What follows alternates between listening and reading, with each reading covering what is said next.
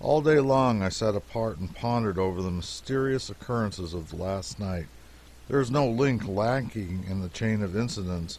My memory presents each in its proper order with perfect distinctness. But still, however, never mind these reflections. I will drop them and proceed to make a simple statement of the facts. Toward 11 o'clock it was suggested that the character of the night was peculiarly suited to viewing the mightiest active volcano on the earth's surface in its most impressive sublimity. There was no light of moon or star in the inky heavens to mar the effect of the crater's gorgeous pyrotechnics. In due time I stood with my companion on the wall of the vast cauldron which the natives ages ago named Haley Mau Mau, the abyss wherein they were wont to throw the remains of their chiefs, to the end that vulgar feet might never tread upon them again. We stood there at the dead of night, a mile above the level of the sea, and looked down 1,000 feet upon the boiling, surging, roaring ocean of fire, shaded our eyes from the blinding glare, and gazed far away over the crimson waves, with a vague notion that a supernatural fleet, manned by demons and freighted with the damned, might presently sail up out of the remote distance. Started when tremendous thunderbursts shook the earth, and followed with fascinated eyes the grand jets of molten lava that sprang high up towards the zenith and exploded in a world of fiery spray that lit up the somber heavens with an infernal splendor. What is your little bonfire of Vesuvius to this? My ejaculation roused my companion from his reverie, and we fell into a conversation appropriate to the occasion and the surroundings. We came at last to speak of the ancient custom of casting the bodies of dead chieftains into this fearful cauldron, and my comrade, who is of the blood royal, mentioned that the founder of his race, old King Kamehameha the First, that invincible old pagan Alexander, had found other sepulchre than the burning depths of the Haley Mau Mau. I grew interested at once. I knew that the mystery of what became of the corpse of the warrior king had never been fathomed. I was aware that there was a legend connected with this matter, and I felt as if there could be no more fitting time to listen to it than the present. The descendant of Kamehameha said, "The dead king was brought in royal state down the long, winding road that descends from the rim of the crater to the scorched and chasm-riven plain that lies between the Haley Mau Mau and those beetling walls yonder in the distance. The guards were set, and the troops of mourners began the weird wail for the departed. In the middle of the night came a sound of innumerable voices in the air, and the rush of invisible wings. The funeral torches wavered, burned blue, and went out. The mourners and watchers fell to the ground paralyzed by fright, and many minutes elapsed before anyone dared to move or speak, for they believed that the phantom messengers of the dread goddess of fire had been in their midst. When at last the torch was lighted, the bier was vacant. The dead monarch had been spirited away. Consternation seized upon all, and they fled out of the crater. When day dawned, the multitude returned and began the search for the corpse, but not a footprint, not a sign was ever found.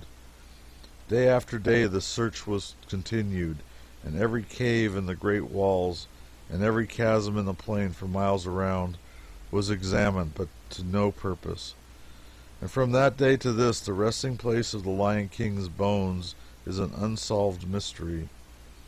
But years afterwards, when the grim prophetess Waiho Akawak lay on her deathbed, the goddess Pele appeared to her in a vision and told her that eventually the secret would be revealed, and in a remarkable manner, but not until the great Kauhuhu, the shark god, should desert the sacred cavern of Ao-Pohui in the island of Molokai, and the waters of the sea should no more visit it, and its floors should become dry.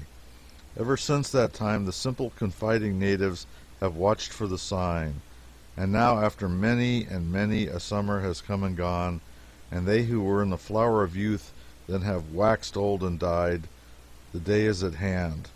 The great shark god has deserted the Aopui A month ago, for the first time within the records of the ancient legends, the waters of the sea ceased to flow into the cavern, and its stony pavement has become dry. And as you may easily believe, the news of this event spread like wildfire through the islands. And now the natives are looking every hour for the miracle, which is to unveil the mystery and reveal the secret grave of the dead hero. After I had gone to bed, I got to thinking of the volcanic magnificence we had witnessed, and could not go to sleep. I hunted up a book and concluded to pass the time in reading. The first chapter I came upon related several instances of remarkable revelations made to men through the agency of dreams, of roads and houses, trees, fences, and all manner of landmarks, shown in visions and recognized afterwards in waking hours, and which served to point the way to some dark mystery or other. At length I fell asleep and dreamed that I was abroad in the great plain that skirts the Hale Mau Mau. I stood in a sort of twilight which softened the outlines of surrounding objects, but still left them tolerably distinct. A gaunt, muffled figure stepped out from the shadow of a rude column of lava and moved away with a slow and measured step, beckoning me to follow. I did so. I marched down, hundreds of feet upon the narrow trail which wound its tortuous course through the piles and pyramids of seamed and blackened lava, and under overhanging masses of sulphur formed by the artist's hand of nature into an infinitude of fanciful shapes. The thought crossed my mind that possibly my phantom guide might lead me down among the bowels of the crater and then disappear and leave me to grope my way through its mazes and work out my deliverance as best I might.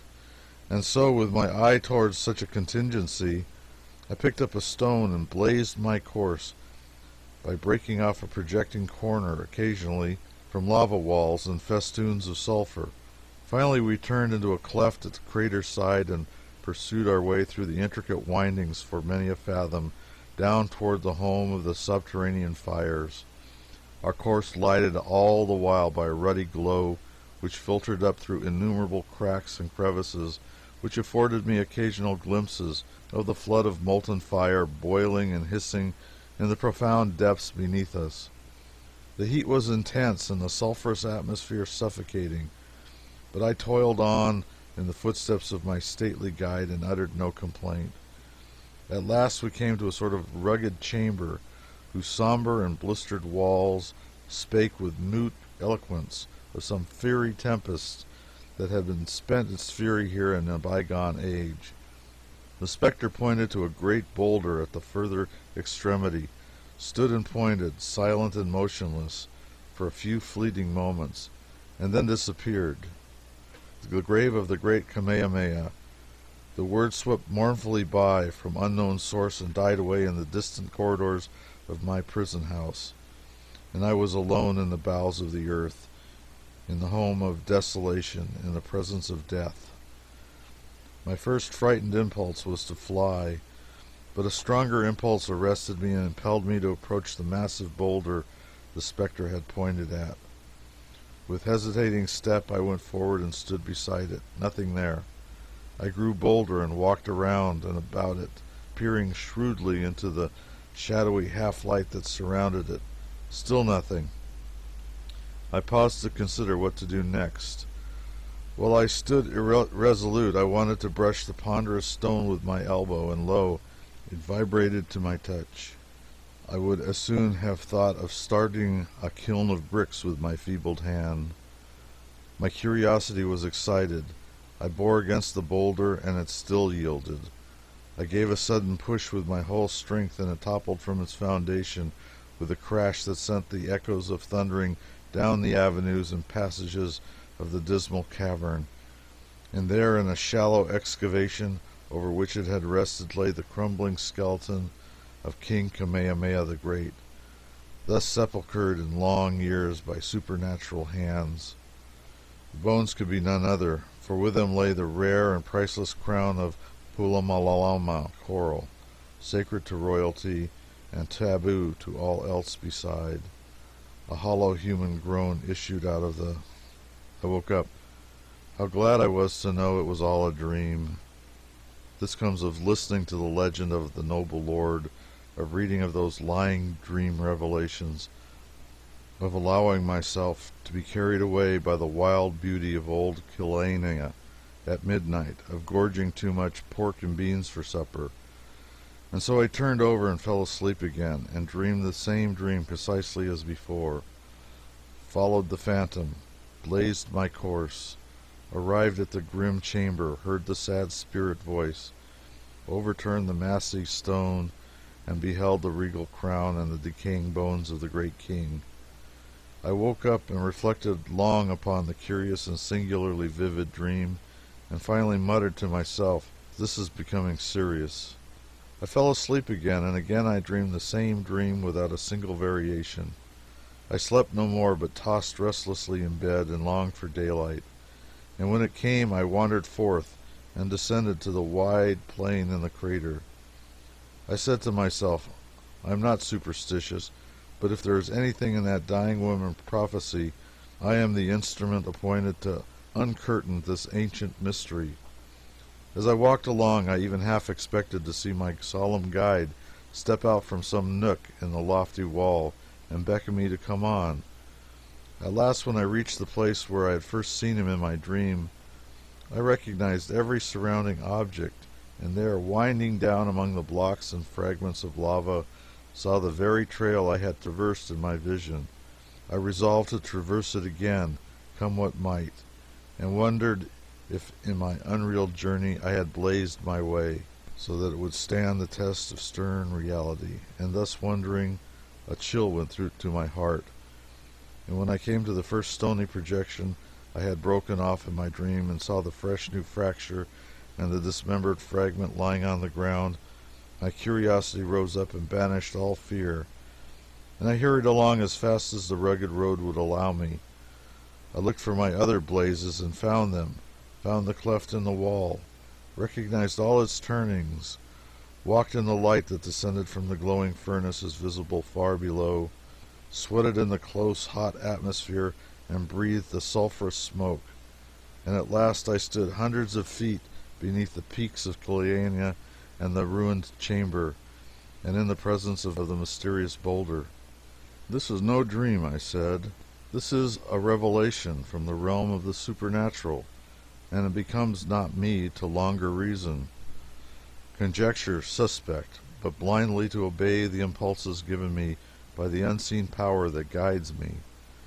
I moved with a slow and reverent step towards the stone and bore against it. It yielded perceptibly to the pressure. I brought my full weight and strength to bear and surged against it. It yielded again, but I was so enfeebled by my toilsome journey that I could not overthrow it. I rested a little, and then raised an edge of the boulder by a strong, steady push, and placed a small stone under it to keep it from sinking back to its place. I rested again, and then repeated the process.